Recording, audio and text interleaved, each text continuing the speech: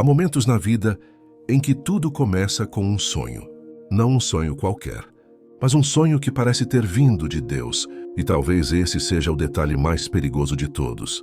Porque quando Deus coloca algo dentro de alguém, nem todo mundo ao redor vai celebrar. Alguns vão se incomodar, outros vão se afastar, e alguns vão se levantar contra você.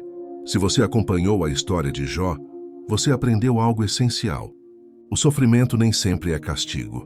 Às vezes, ele é apenas o começo de algo que ainda não conseguimos enxergar. Que hoje, a história que começa diante de nós não é sobre um homem velho e experiente. É sobre um jovem sonhador. Inocente e confiante demais. O nome dele era José. José não nasceu em um palácio. Não começou no poder. Ele nasceu dentro de uma família quebrada, marcada por favoritismo, rivalidade e feridas que nunca cicatrizaram. Seu pai, Jacó, o amava de um jeito diferente, visível e exagerado. E isso foi suficiente para plantar ódio no coração dos seus próprios irmãos. Mas o que realmente acendeu o fogo foram os sonhos. José começou a sonhar sonhos que não eram pequenos, sonhos onde ele se via em posição de honra, sonhos onde seus irmãos se curvavam diante dele. E aqui está uma verdade dura da vida espiritual. Nem todo mundo está pronto para ouvir aquilo que Deus te mostrou. José contou seus sonhos com sinceridade, talvez com ingenuidade, talvez sem perceber que sonhos grandes, quando revelados cedo demais, despertam insegurança, inveja e ressentimento. A Bíblia diz que os irmãos não apenas ficaram incomodados, eles passaram a odiá-lo ainda mais. O ambiente mudou, o olhar mudou, o silêncio ficou pesado. José continuava fiel, continuava acreditando, continuava sonhando. Mas ele não sabia que enquanto ele dormia sonhando, seus irmãos acordavam planejando. E é aqui que a história começa a tocar fundo em nós. Porque quantas vezes o ataque mais doloroso não veio de fora, mas de dentro? Quantas vezes quem deveria proteger foi quem feriu? Quem deveria apoiar foi quem empurrou? José não estava indo para uma guerra. Ele estava indo obedecer ao pai, procurar seus irmãos no campo. Ele saiu de casa como filho, sem saber que voltaria, se voltasse, como escravo. E sem perceber, cada passo naquela direção estava levando José para longe do conforto e cada vez mais perto do propósito. Mas ele ainda não sabia disso. Ele só sabia de uma coisa. Deus havia lhe dado sonhos, e o preço desses sonhos estava prestes a ser cobrado. E o que José não sabia é que o sonho que nasce de Deus quase sempre passa primeiro pelo teste da rejeição. E no próximo momento dessa história, o sonho não será apenas odiado, ele será traído. José caminhava pelo deserto sem desconfiar de nada. O sol queimava a pele, o vento levantava a poeira, e no coração dele havia apenas uma coisa: obediência.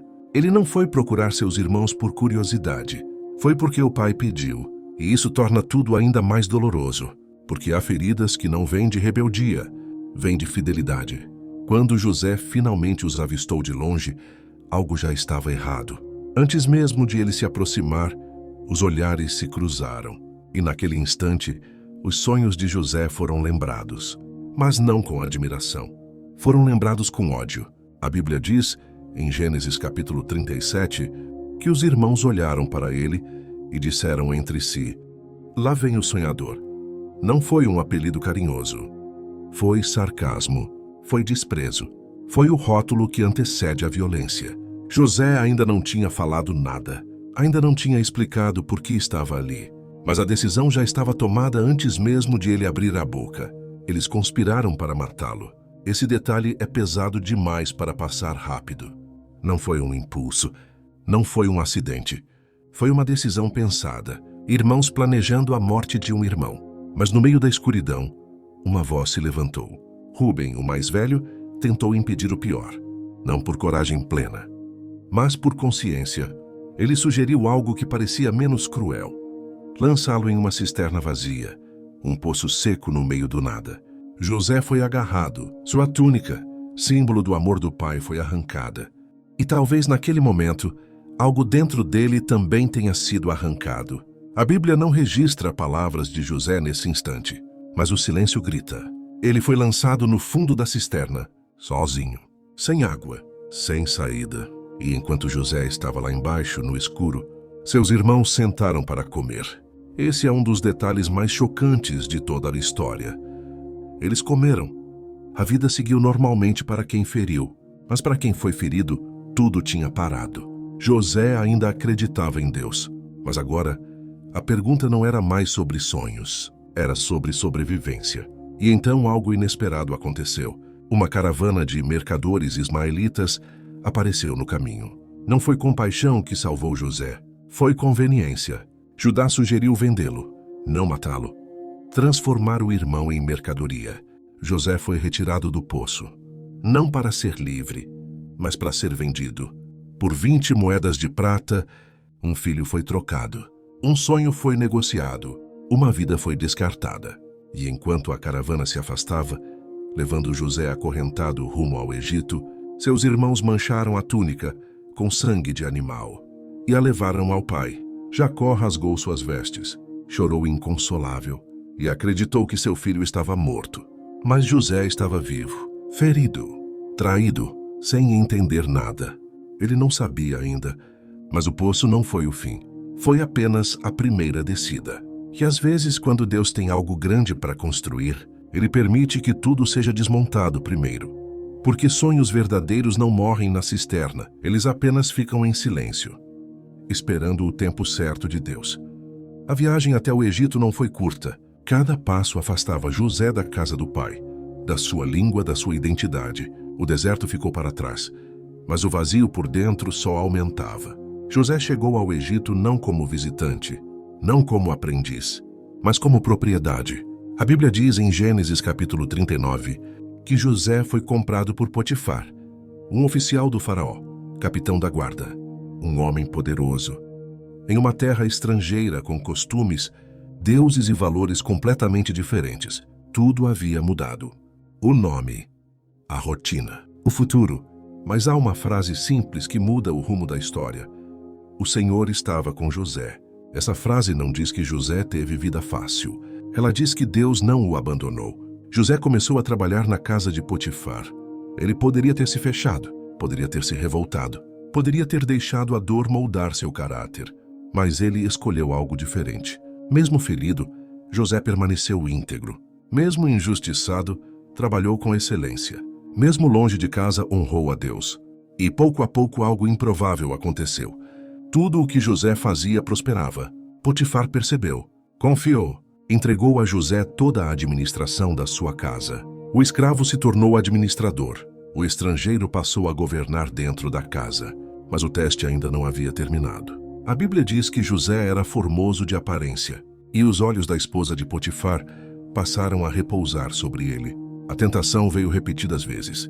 Insistência diária, pressão constante. José poderia ter cedido. Ninguém saberia. Ele era apenas um escravo. Mas José responde algo que revela quem ele realmente era. Como eu faria tamanha maldade e pecaria contra Deus? Essa frase é poderosa. José não fala de medo do castigo. Ele fala de fidelidade a Deus, mesmo em terra estranha, mesmo longe da família, mesmo sem promessas visíveis. José escolheu honrar a Deus. E foi exatamente por fazer a coisa certa que tudo desmoronou outra vez. A rejeição voltou, a mentira se levantou, a injustiça bateu à porta. A mulher de Potifar, rejeitada, acusou José falsamente. Suas palavras pesaram mais que a verdade. José não teve chance de se defender. Não houve julgamento justo. Não houve explicação. Ele foi lançado na prisão. Mais uma vez, José desceu. Do poço para a escravidão, da escravidão para a prisão. E aqui está uma das verdades mais difíceis da fé. Às vezes, fazer o certo não evita a dor. Mas mesmo na prisão, a Bíblia repete algo essencial. O Senhor estava com José. O lugar era errado. A situação era injusta. Mas Deus continuava presente. E enquanto José era trancado atrás de grades, Deus estava silenciosamente preparando o próximo capítulo. Porque quando Deus tem um plano, nem a traição, nem a mentira, nem a prisão são capazes de impedi-lo. E José ainda não sabia. Mas a prisão não seria o fim. Seria o lugar onde o dom que Deus colocou nele começaria a se revelar. A prisão não foi apenas um lugar físico para José. Ela foi um teste silencioso. As grades fecharam, as portas se trancaram e, mais uma vez, parecia que a história tinha chegado ao fim antes mesmo de começar. Nenhum sonho, nenhuma explicação, nenhuma promessa visível, apenas dias longos e noites ainda mais longas. Mas a Bíblia nos revela algo essencial em Gênesis capítulo 39. Mesmo na prisão, o Senhor estava com José. Essa presença não o livrou das grades, mas o sustentou dentro delas. José poderia ter se tornado amargo, poderia ter perdido a fé, poderia ter deixado o silêncio endurecer seu coração, mas ele escolheu continuar sendo quem sempre foi. Na prisão, José não se fechou, ele serviu, observou e cuidou. E pouco a pouco, o carcereiro percebeu algo diferente nele. Assim como aconteceu na casa de Potifar, José ganhou confiança, responsabilidade, autoridade. O prisioneiro passou a cuidar de outros prisioneiros. E então algo inesperado aconteceu. 2 homens foram lançados na mesma prisão, o copeiro e o padeiro do faraó. Ambos tiveram sonhos perturbadores na mesma noite. Sonhos que tiraram o sono, a paz e a esperança. E José percebeu. Ele não ignorou a dor alheia, mesmo estando preso. Ele perguntou, ouviu, se importou, e então disse algo que revela a maturidade espiritual, que havia nascido no sofrimento. Por acaso não pertencem a Deus as interpretações? José não usou o dom para se exaltar. Ele apontou para Deus. Ele ouviu os sonhos, interpretou com fidelidade. E tudo aconteceu exatamente como ele disse. Um foi restaurado ao cargo, o outro, não. Antes que o copeiro fosse libertado, José fez um pedido simples, quase desesperado. Lembre-se de mim quando tudo isso der certo. Não era ambição, era esperança. Mas os dias passaram, os meses passaram, e o copeiro esqueceu. A Bíblia diz isso de forma direta. Ele não se lembrou de José, e esse talvez seja um dos momentos mais dolorosos de toda a história. José fez tudo certo, serviu, foi fiel, usou o dom. E mesmo assim, foi esquecido. Esquecido em uma cela, esquecido pelo homem que poderia ajudá-lo, esquecido no tempo. Mas aqui está a verdade que muda tudo. José não foi esquecido por Deus. Enquanto o copeiro seguia sua vida no palácio, Deus continuava trabalhando nos bastidores. Porque há atrasos que não são negação, são preparação. E quando Deus decide agir, nenhuma prisão é forte o suficiente para impedir. José ainda não sabia, mas uma única noite seria suficiente para mudar completamente o rumo da sua história. Anos se passaram naquela prisão. Não dias, não semanas, anos. José acordava todos os dias no mesmo lugar, olhando para as mesmas paredes frias, ouvindo os mesmos sons metálicos das grades. E, humanamente falando, tudo indicava que aquela seria sua vida. Mas existe algo que a Bíblia deixa claro, mesmo quando não diz em voz alta. Deus nunca abandona um processo no meio do caminho. Em Gênesis capítulo 40, José foi esquecido pelos homens, mas o silêncio não significava ausência de Deus. Significava maturação, porque há momentos em que Deus não muda o cenário, ele muda o homem dentro do cenário. José entrou naquela prisão como um jovem sonhador, mas sairia dela como um homem preparado, preparado para governar, preparado para liderar e preparado para salvar vidas. E o mais impressionante é que José não tinha ideia disso. Enquanto ele achava que o tempo estava passando sem sentido, Deus estava alinhando acontecimentos no lugar mais improvável, o palácio. Na mesma época em que José permanecia esquecido, o faraó começaria a ter sonhos inquietantes, sonhos que ninguém conseguiria interpretar, sonhos que tirariam o sono do homem mais poderoso do Egito. E só então, a memória seria despertada. Aquele copeiro que havia esquecido José se lembraria dele no momento exato, não antes, não depois, no tempo perfeito. Isso nos ensina algo profundo. Deus não se atrasa, Ele não adianta, Ele cumpre. Se você está vivendo um tempo de espera, se parece que ninguém vê sua fidelidade, se você sente que fez tudo certo e mesmo assim foi deixado de lado, essa história é para você. Porque o mesmo Deus que guardou José na prisão é o Deus que o chamou para o palácio. E no próximo vídeo, vamos ver o momento em que uma única noite transforma um prisioneiro esquecido no segundo homem mais poderoso do Egito. Se essa mensagem falou com você, deixe o seu like Isso ajuda esse conteúdo a alcançar mais pessoas. E se inscreva no canal para não perder a continuação dessa história, porque o que Deus está prestes a fazer vai muito além do que José poderia imaginar.